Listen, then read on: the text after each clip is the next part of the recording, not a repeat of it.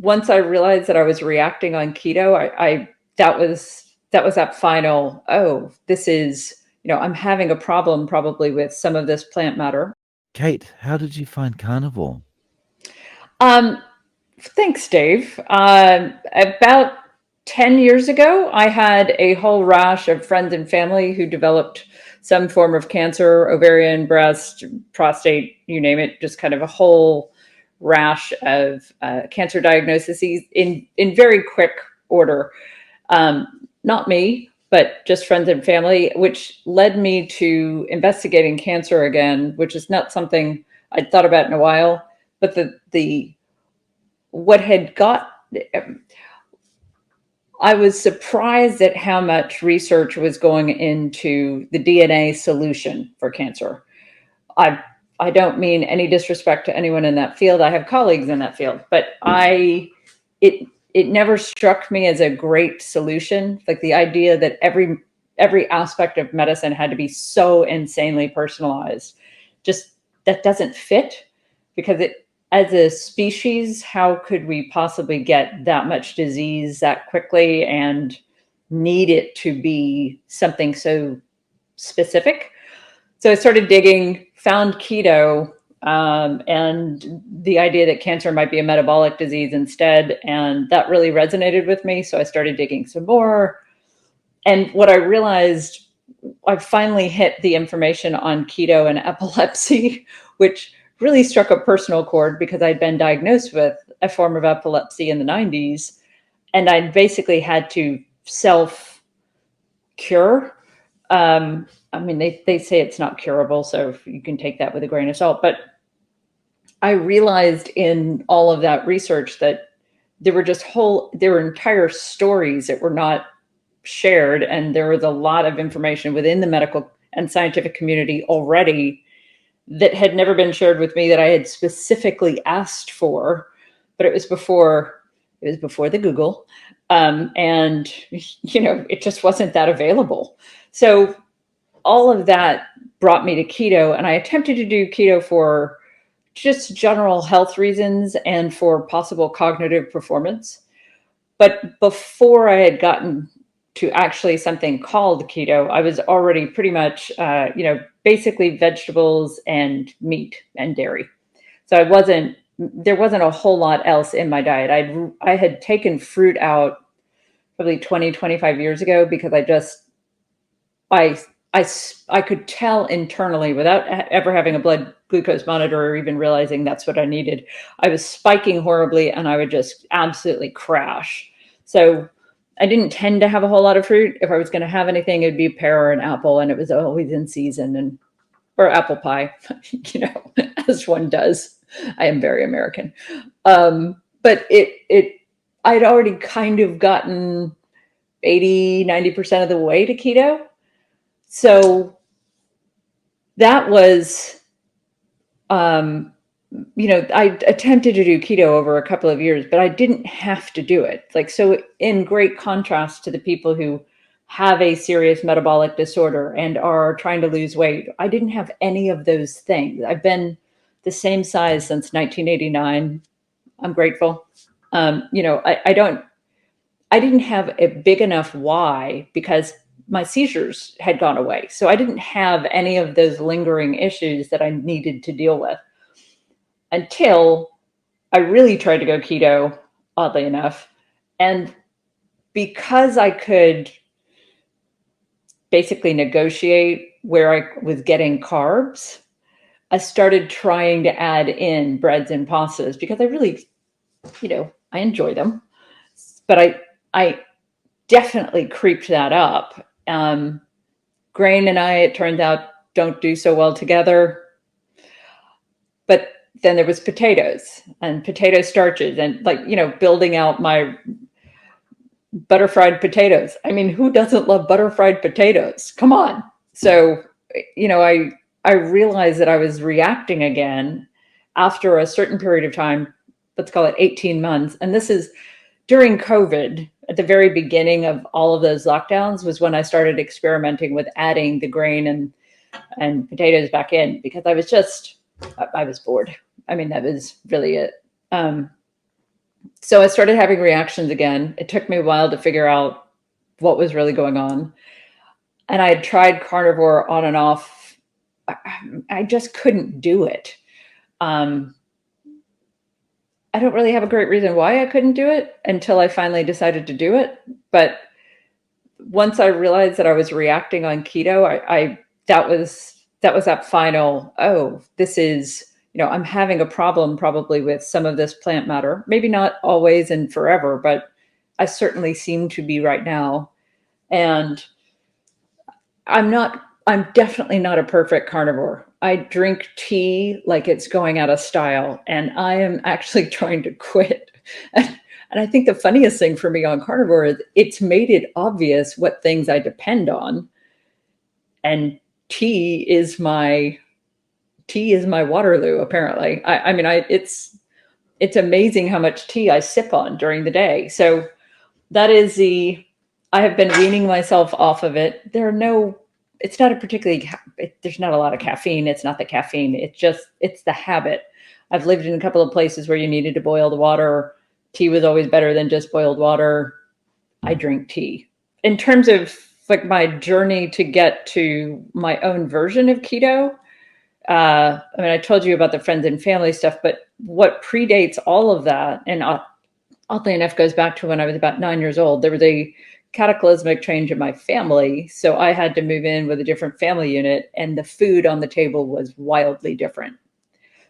I'd say wildly, not wildly in a Western sense, but I went from, basic dairy, yogurt, cheese, uh, meats, roasted chicken, fish every once in a while, but not that often.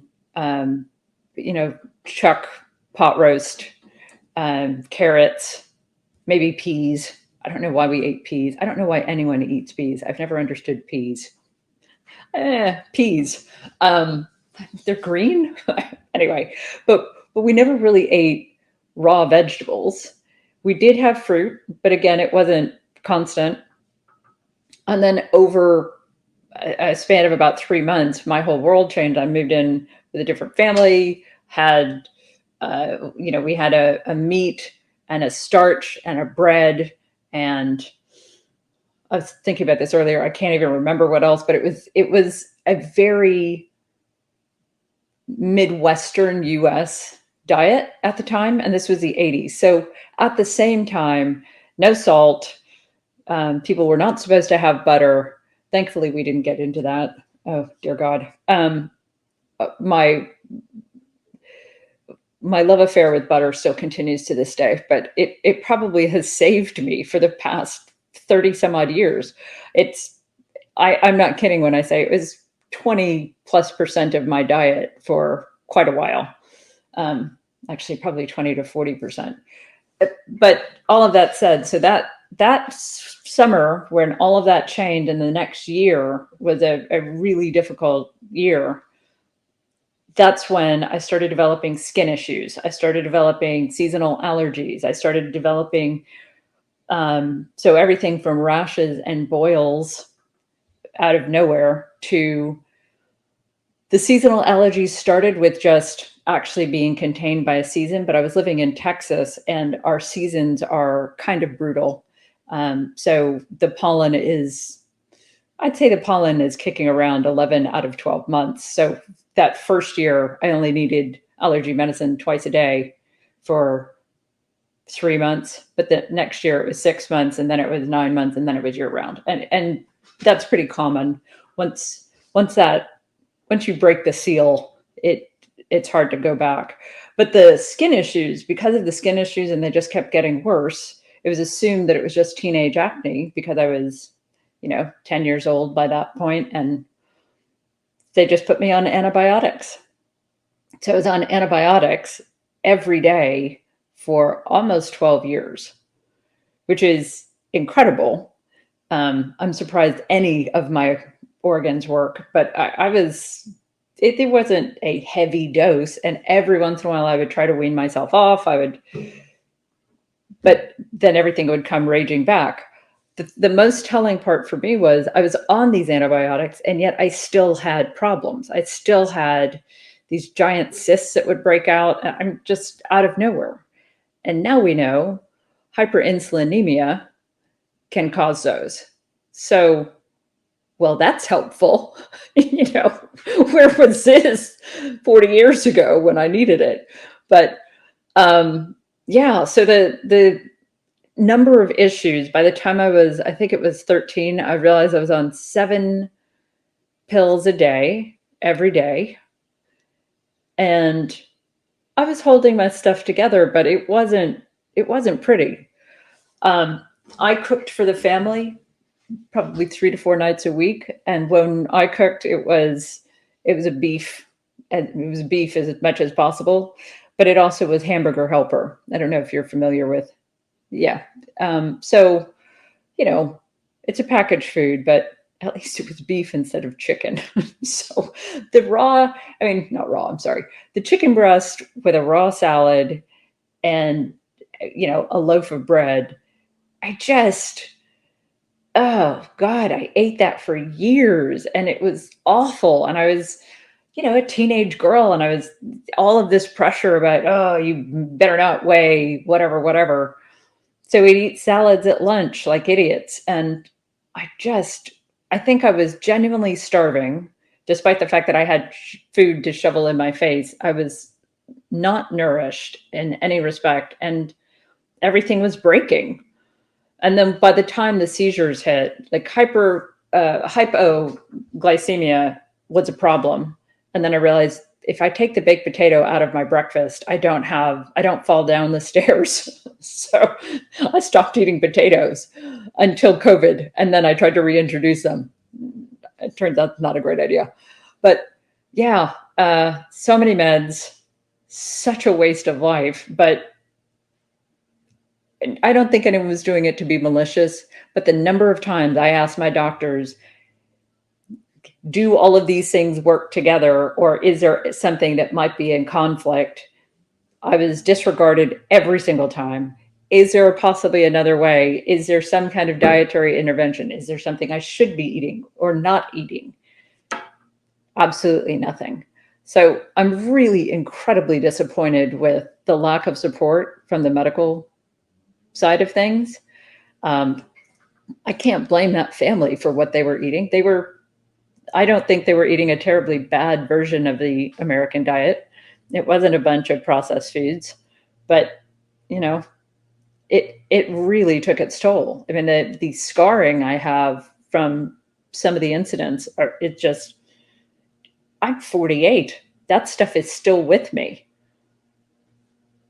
and not until I moved out of the house and changed my diet to being basically better in meat and the occasional pasta did any of it get better. What was the 12 years on antibiotics is a really long Yeah, time. yeah. Um, what what was the point where you went, okay, I'm done with this? Oh, so I was at a neurologist and they had, the millions of wires hooked up to me and they kept me for, I don't remember, 24 or 36 hours because they were trying to test what it was that was triggering me. And so, I mean, I have a diagnosis. I don't agree with the diagnosis, and I'll tell you why. They would let me sleep for 2 hours at a time. They'd wake me up. They'd pump me full of orange juice.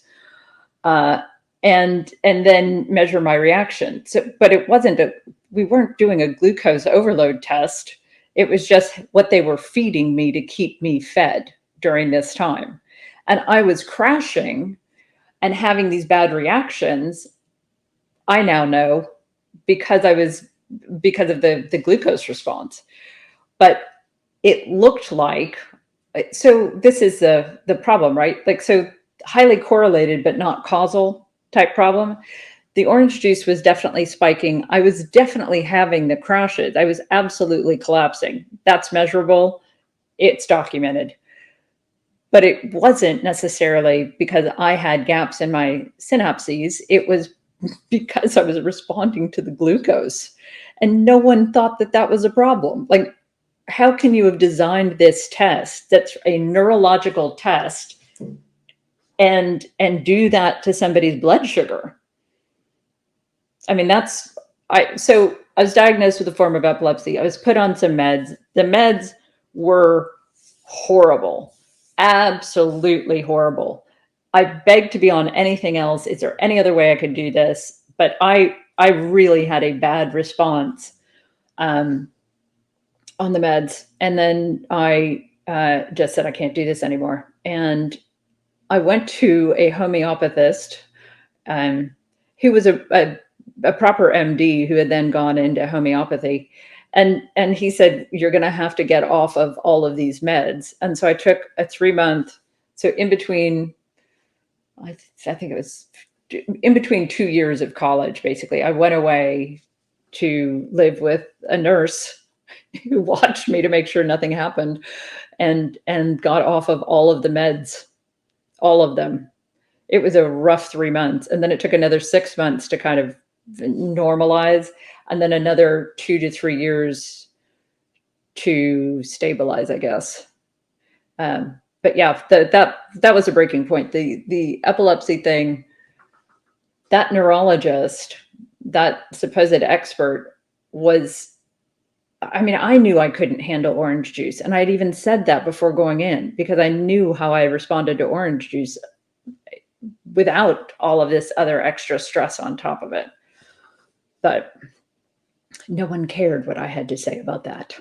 So that was my breaking point. The epilepsy stuff was the breaking point. I could not foresee being on that med for the rest of my life or any med for the rest of my life. And at this point, I'd already been on so many for so long. I was like, this is my, it feels like all of my organs are quitting on me. This can't be right. Like, we are not solving this problem and this cannot be right. So yeah, that was it. And then frankly, I can't say that I've led an exemplary diet life since then. I haven't. You know, I was actually I was technically a beer taster in my 20s. I would get cases and cases of beer shipped to the house. And I don't mean just recreationally. I realize people, I mean, I did beer reviews. And so these breweries would send me cases of beer. And, you know, I'd write reviews. You can tell how many I'd had based on where my review was.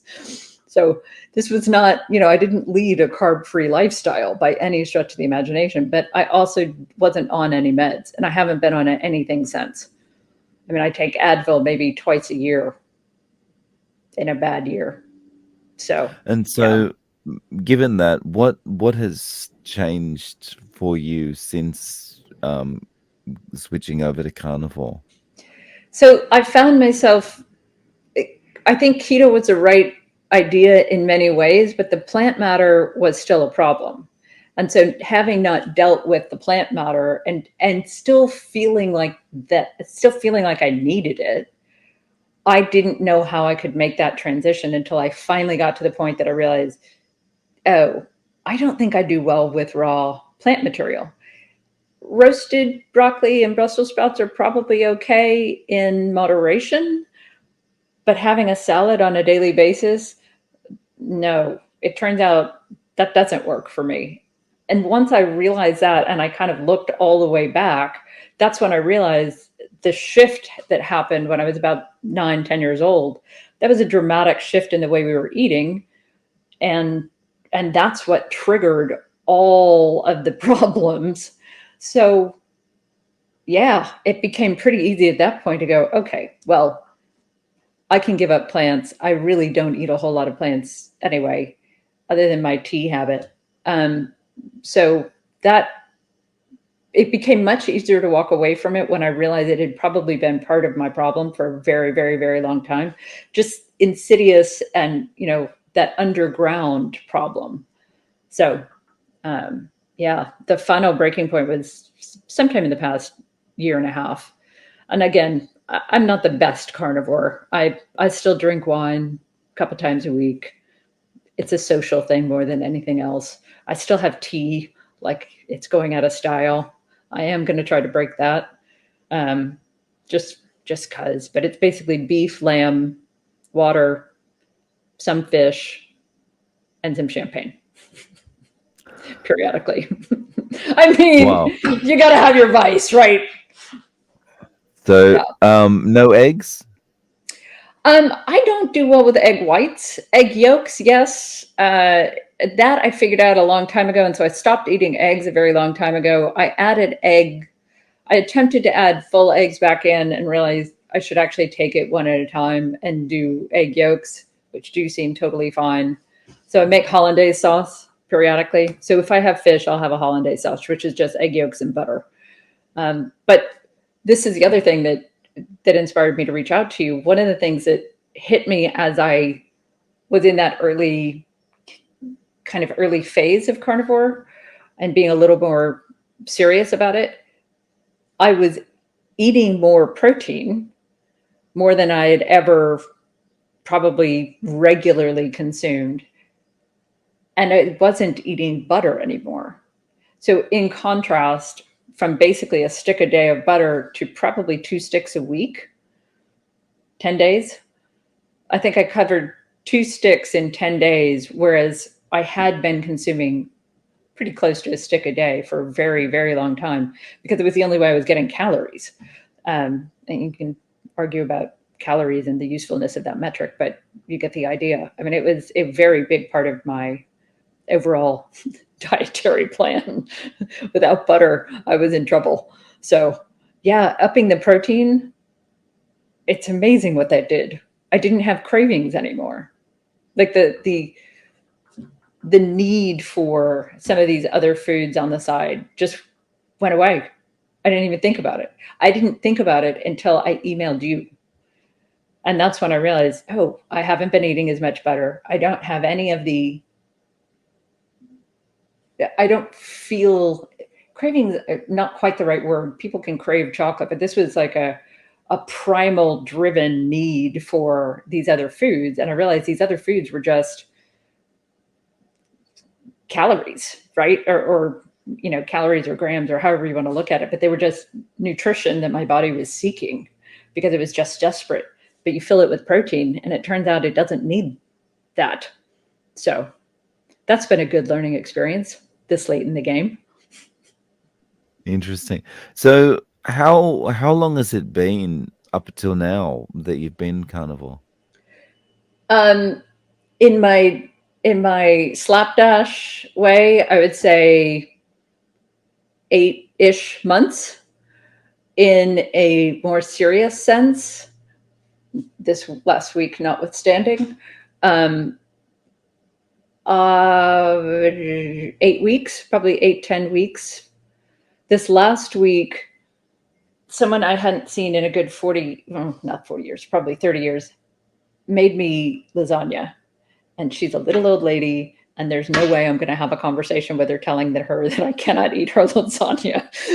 So I had her lasagna. It was delicious, but I actually woke up with um, like canker sores in my mouth the next morning, which makes absolutely no sense. That's a really extreme response. But yeah, like now I'm so far away from whatever it was that was probably constantly circulating in my body that my body says, let's make sure you've got the lesson and here you go. So um, it's really remarkable to see how quickly we respond, or from my perspective, how quickly my body responds to what I'm putting in it. That's incredible. Like what amazing information.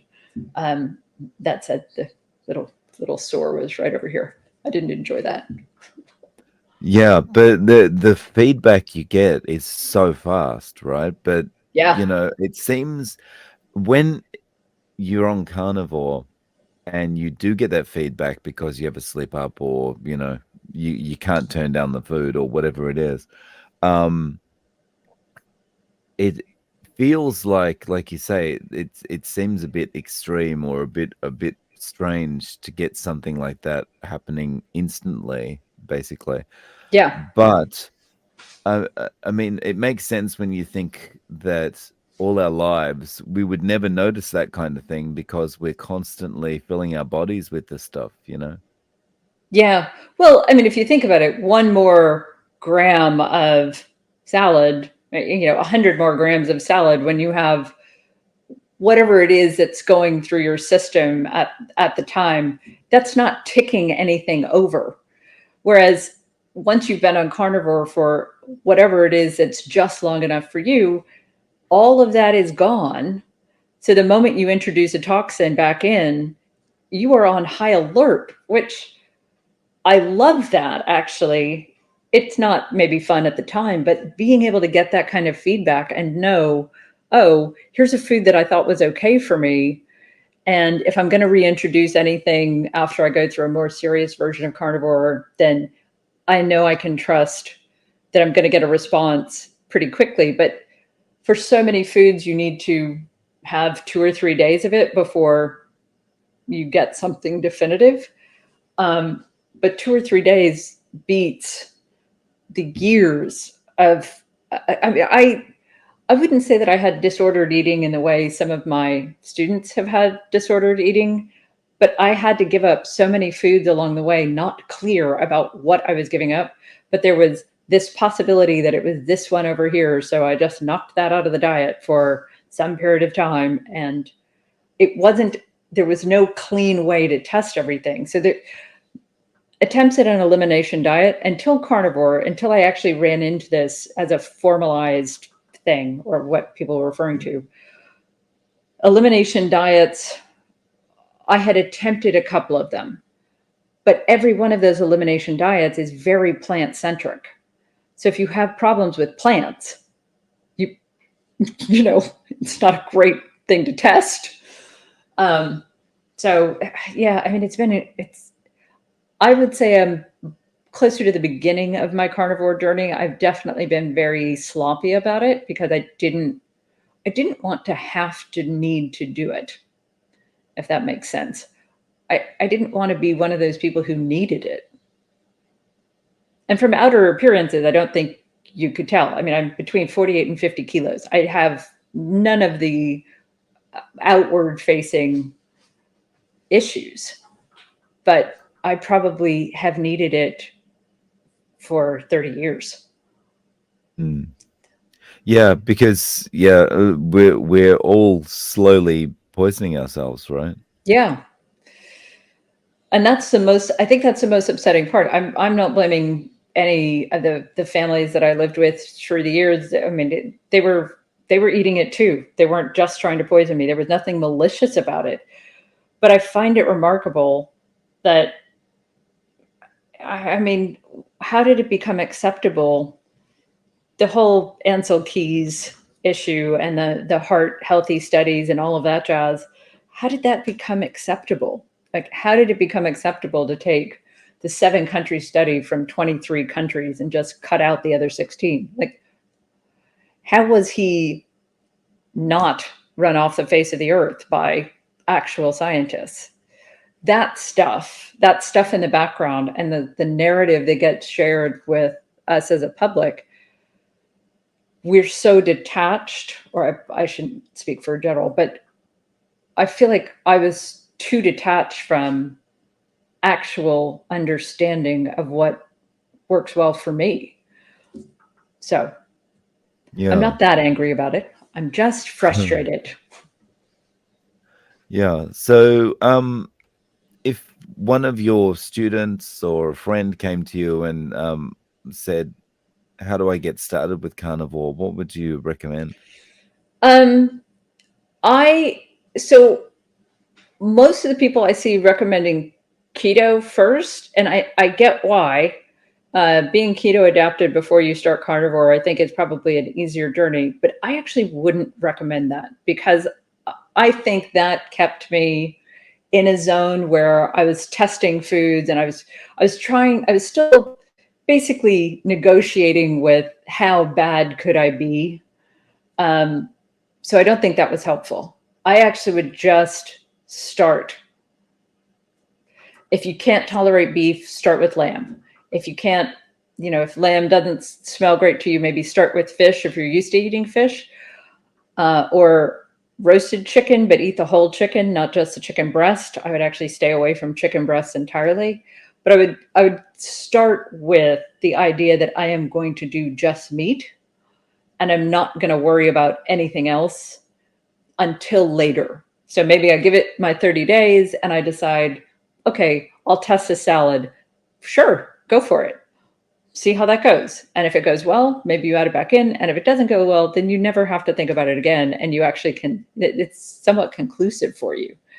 So I would tell people to actually just dive in, even though it's intimidating, it's going to be weird, or it's going to seem like it's weird. It's actually easier for me to eat out now that I'm doing carnivore than it was when I was doing keto. I thought about food way too much when I was doing keto. I don't want to think about food. I want to eat it and then I want to get on with my life. So yeah, the real, it has, again, most of the people I'm working with are, it's not a weight issue. They maybe have some health concerns, but they've pushed them so far down because they're very competitive people and they're rah rah rah. So they're not going to let anything get in the way.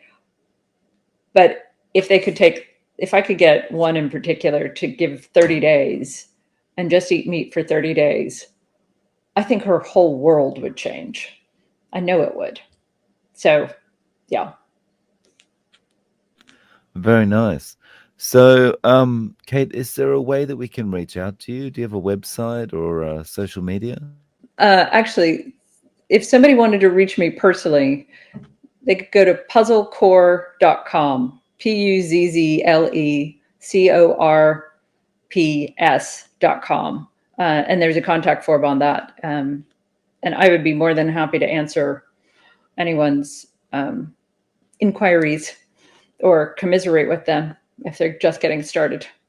But you could probably call me the Champagne Carnivore. I'm not sure if that title's already taken. Oh, no worries. I'll link to that below. So, Kate, thank you so much for coming on and sharing your story with us. I really appreciate your time. Thanks, Dave. I'm really glad you're doing this. This is going to be a big help to many, many, many people. Thank you for what you're doing.